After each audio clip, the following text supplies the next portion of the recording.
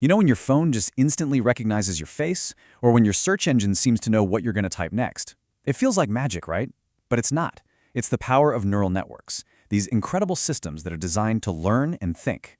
So, over the next few minutes, we're going to pull back that curtain and demystify exactly how they work. So, let's start with a really basic question. How on earth does a computer learn to look at this picture and know it's an ocelot and not, say, a house cat or a leopard? It's not about just memorizing pixels. Nope. It's about learning to recognize patterns, to generalize, a process that's, surprisingly similar to how our own brains figured out the world when we were kids.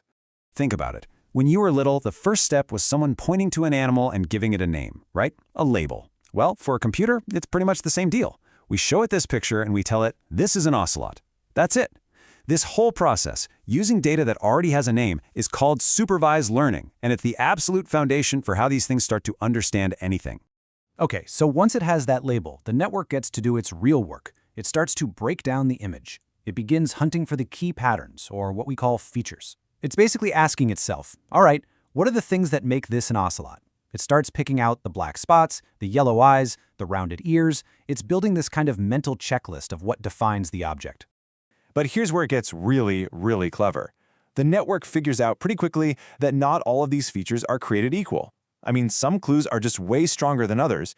Yeah, having 4 legs is a clue, sure, but tons of animals have 4 legs. Those distinctive black spots, though, now that's a much bigger giveaway.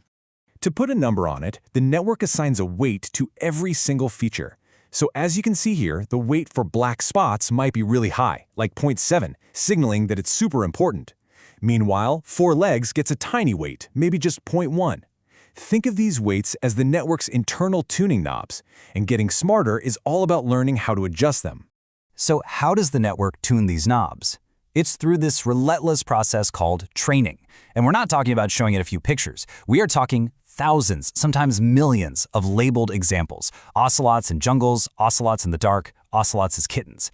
And with every single image, it makes a guess, checks to see if it was right, and then makes a tiny, tiny adjustment to its weights. It's this slow, repetitive grind of trial and error on a massive scale.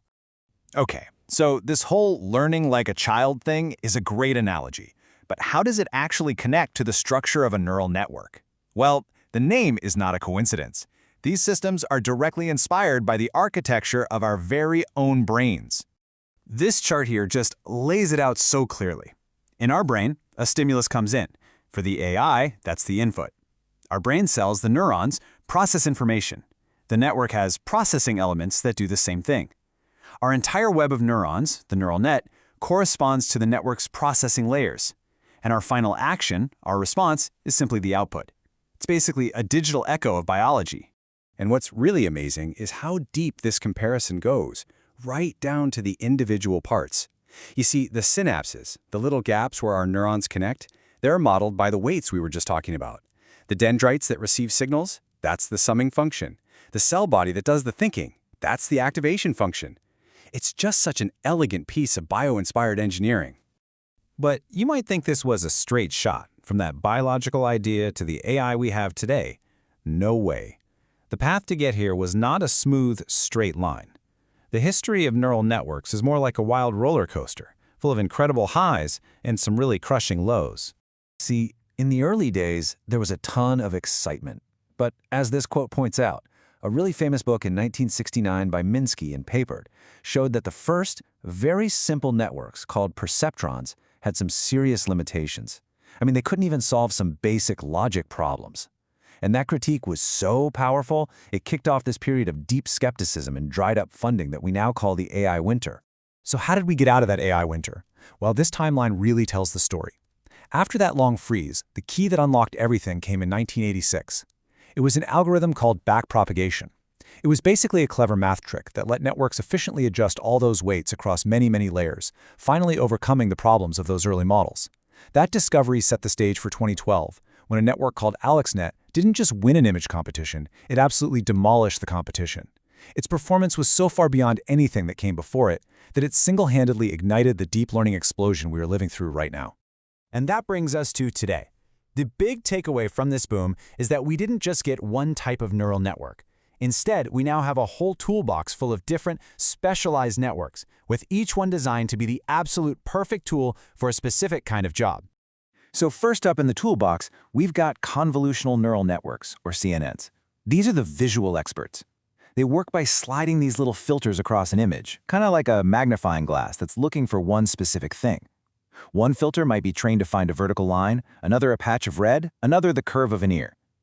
By layering thousands of these filters, CNNs build up a complete picture of a scene, which is why they power everything from face unlock on your phone to the vision systems in self-driving cars. Next, we have recurrent neural networks, or RNNs. Now, their specialty is data that comes in a sequence, things that have an order, like words in a sentence or financial data over time. They pull this off by having a sort of memory that lets them understand context. This is the tech that originally powered things like voice assistants and the first decent language translation tools. And that brings us to the modern game changer, the transformer.